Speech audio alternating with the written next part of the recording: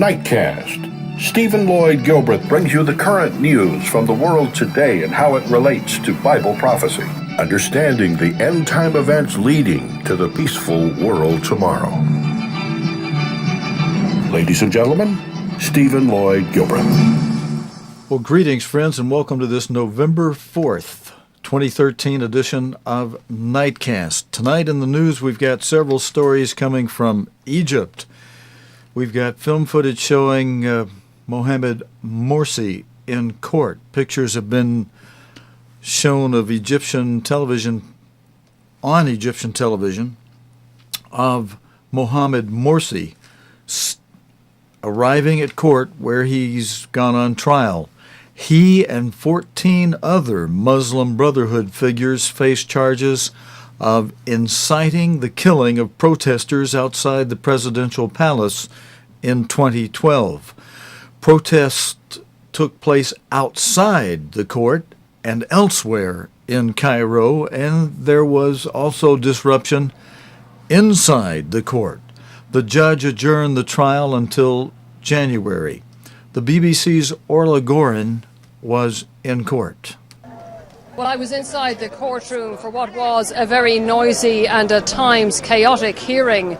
There was so much shouting and disruption that the judge adjourned proceedings on two occasions. In the first instance, just 9 minutes after the trial got underway. What we saw inside the cage, the same cage where Hosni Mubarak had gone on trial, was the deposed President Mohamed Morsi, who was determined to have his say. Almost as soon as the judge began speaking, he began interrupting. He shouted out loudly several times and kept on shouting even when his voice became hoarse. He insisted that the trial had no legitimacy. He said it was in fact part of the coup, which he said was a crime. He interrupted the judge again in the second session, saying twice, "I am the president, I am the president. You cannot try issues related to the president. The coup is a crime and a betrayal." Okay, thank you, Orla Gorin. We have more video now, friends, from Egypt. That was what was going on both inside and outside the court. Now, a little more in this video, this next video from outside the court. Crowds have gathered outside the police academy where the trial of ousted Egyptian President Mohammed Morsi is being held. Mr. Morsi was flown by helicopter from a secret location for the hearing, which is his first public appearance since he was ousted by the army in July. Security services are on high alert after supporters of the former president called for major protest. In this video, we'll hear from the BBC's Yolande Nail, who is outside the police academy. It's a bit of a confused picture that you get from outside the courtroom, and the journalists who are inside aren't allowed to use their mobile phones. But what we understand from reports that are circulating is that the first session of this case had to be adjourned, at least for the moment. That's because the defendants, all standing in the criminals' cage in court, were shouting out "illegal, illegal," and disrupting the proceedings. And we also hear that Mohamed Morsi, who is present, he was brought here by a helicopter early this morning, that he is refusing to change out of his formal suit into the prisoner's clothes that he should wear to stand in court as a defendant. So outside the court, still you can see it's quite rowdy. Only about 200 protesters here, all of them supporting Mr. Morsi, saying that he is the rightful leader of the country. But there have been some confrontations with the security just nearby, who are keeping them well back from the main entrance to the courthouse. This is a heavily fortified building. But there have also been some clashes with Egyptian journalists, and we just saw one Egyptian media team chased away as they were pelted with stones, even as they were leaving in their van. And Yolande, if you can just explain, the people around you are holding four fingers up. What is that a sign of? Well, this is a sign to remember Arab al-Adawiya, one of the big protest sites, the biggest sit-in that took place after Mohamed Morsi was ousted from power by the military following the huge crowds that took to the streets at the end of June. Of course, it was 6 weeks that people sat in at Arab al-Adawiya in Nasser City in Cairo before the security forces moved in and dismantled those protests by force. And in the last couple of months, we have had hundreds of Egyptians killed, most of them Islamists, most of them pro-Morsi supporters, and also several thousand people arrested. So this four-fingered salute is a sign that's been adopted to remember all that's happened. Okay, and that was Yolande Nail. Now we're going to go back to Orla Gorin for another report from Cairo. Her report she's filed says that Mohamed Morsi is still Egypt's president. However, friends, that statement is according to Mohamed Morsi himself. Mohamed Morsi has declared that he remains Egypt's president as the ousted leader's trial began in Cairo. Mr. Morsi and 14 other Muslim Brotherhood figures, as we reported a moment ago, they face charges of inciting the killing of protesters in 2012.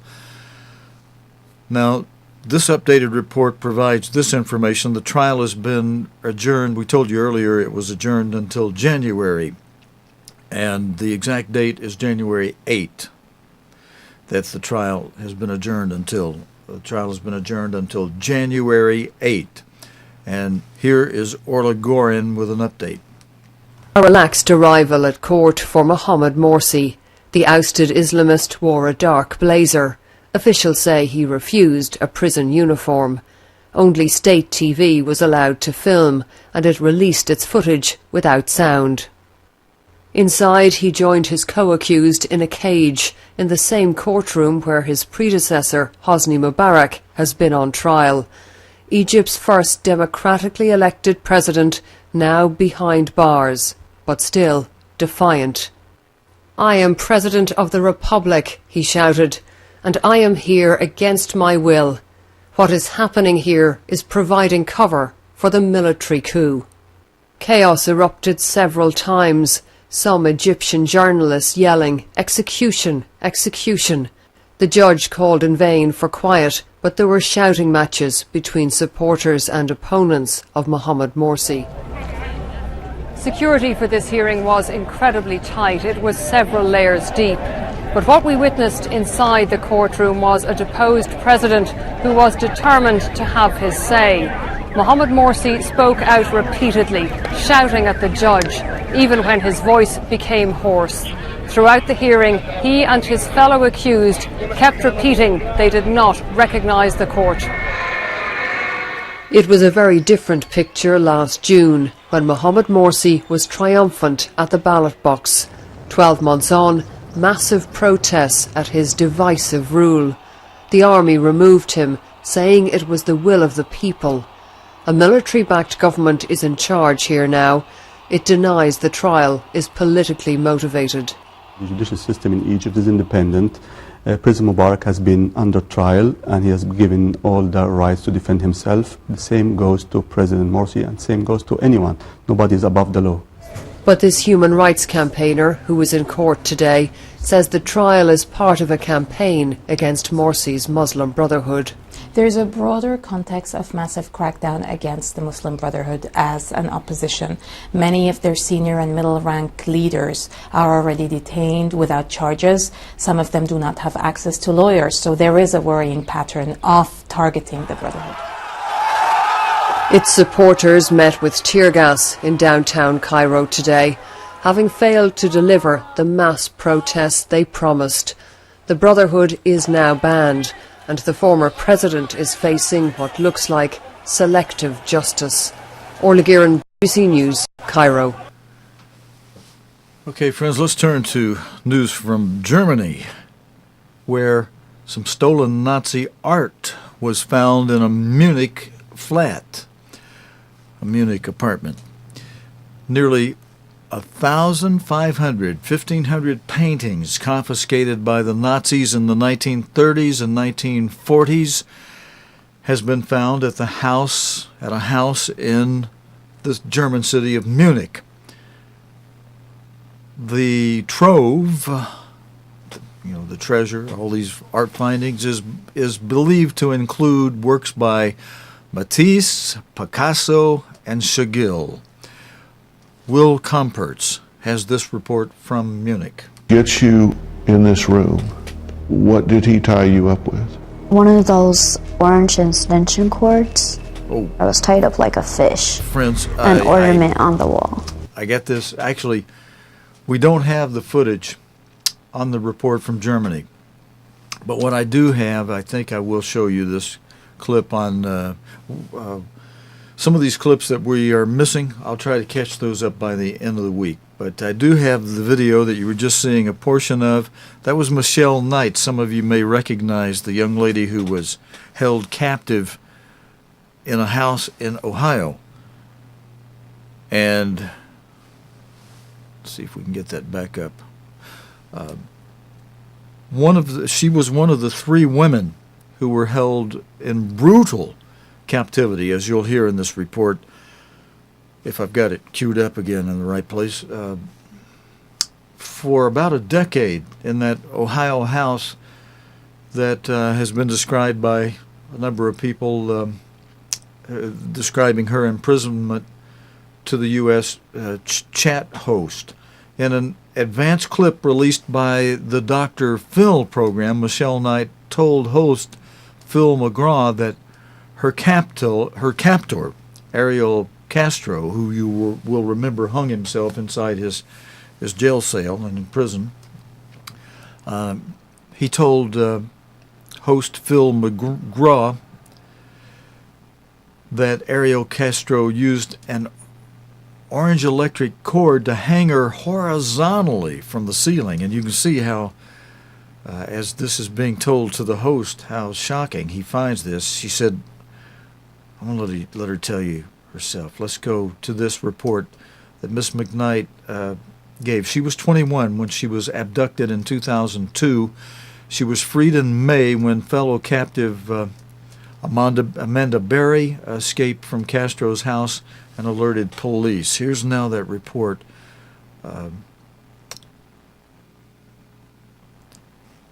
from the program she gave with, I can't think of the host's last name again at the moment, friends. His first name is Phil McGraw.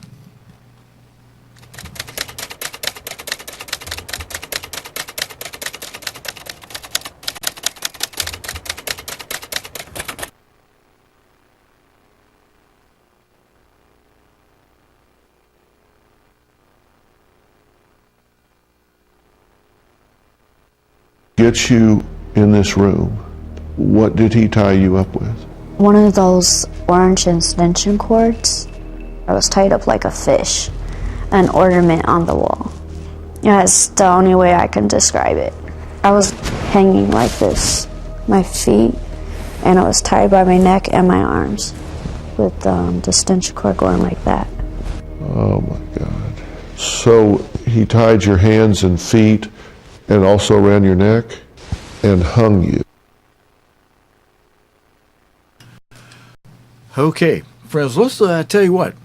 Let's end with something light tonight. That video that I almost accidentally showed to you. You know, the inhumanity of man among men sometimes can be amazing. Boy, the lessons in history that mankind writes that shows that man just can't govern himself, and a lot of evil happens in this world while that old serpent, the dragon, Satan the devil, is still the god of this world. Okay, for something light. In a world of computers and smartphones, the humble typewriter seems long forgotten as a means to communicate. But one woman has found a continuing use for the mechanics. You remember Mr. Armstrong used to be quite proficient on a typewriter. When he died in 1986, computers would use them in the watch line and on campus, but at that time everybody had a data processing center, and somebody had to be in the big main computer room. Computers were just about to go into the standalone computer world, or on a basis where they were significant and began to replace typewriters. That was after Mr. Armstrong died. He still used an old IBM typewriter, which even on the telecast you'll see one right on the desk next to him, and he would type up a lot of the things that would appear in the Plain Truth magazine and in the Worldwide News. He would type them himself, and then the typesetters would take what he would write. Even when he was overseas, he had a typewriter on board his airplane. He would take a typewriter inside of his hotel room with him. He'd take a fax machine, and many times while he'd be overseas, I met him in the hotel in Israel one year when he was all excited at lunch telling me that he had just finished the personal for the Plain Truth that morning, wrote it in 2 hours, and he put it on this little fax machine that had just come out then. This was in the early 80s, or just come into real usage.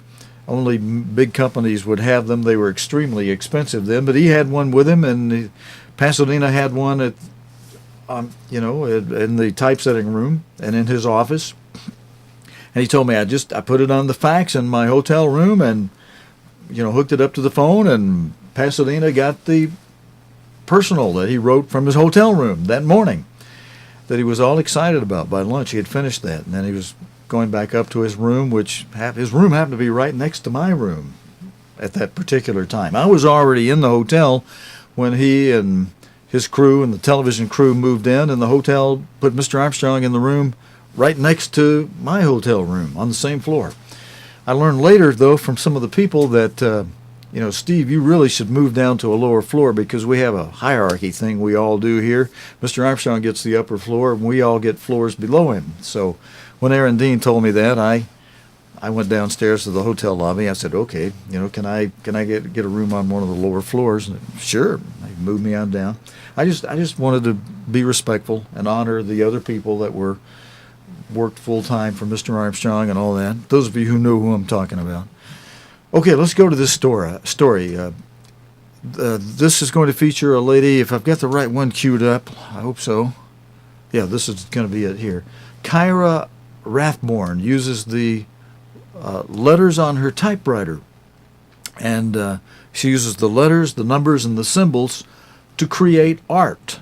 That reason I was mentioning Mr. Armstrong, he used a typewriter, and he put his things he would write on a fax machine, get them to his headquarters in Pasadena, and then they could begin typesetting them and printing them out in the magazines that would go out to millions and millions of people, and then the translators would translate it into other languages for the same magazine, printed in the 6 or 7 different languages. All that began on a typewriter with Mr. Armstrong. But this gal here, to end on a light story, she uses a typewriter still today. The numbers, the letters, the symbols to create art, from tiny stick figures to huge multi-page montages. She's quite skillful in this. And she says she began the technique after sitting at a typewriter with a desire to type, but nothing to say. So she created art instead. This feature report has been done by video journalist John Gallagher. It was part of a program on BBC that I extrapolated it called Real Time.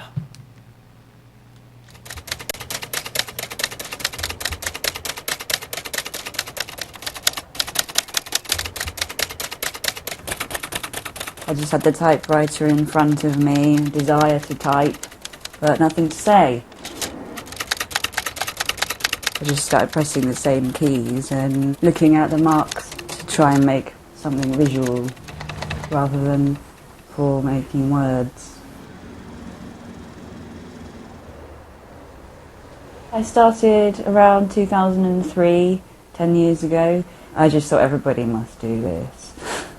But as I sort of became my art form and then trying to contextualise it at uni, I quickly discovered that nobody was doing it now.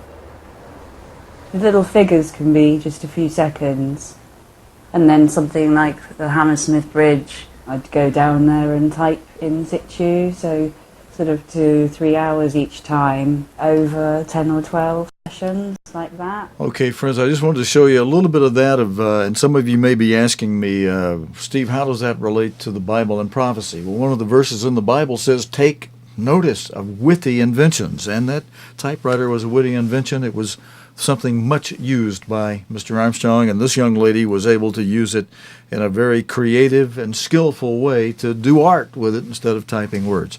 Friends, that's it for tonight's Nightcast. God willing, and the creek don't rise, we'll be back again tomorrow evening. What is tonight? Monday night. We'll be back again tomorrow evening, Tuesday night, with more of the current day's news that happened during the day before our show related to the Bible and prophecy. Until next time, your host, Stephen Lloyd Gilbreth, saying, so long, friends. You have been watching Nightcast with Stephen Lloyd Gilbreth. Nightcast can be seen Sunday through Thursday nights here on cogtv.org. Tonight's program is also available anytime on demand in the cogtv.org video archive.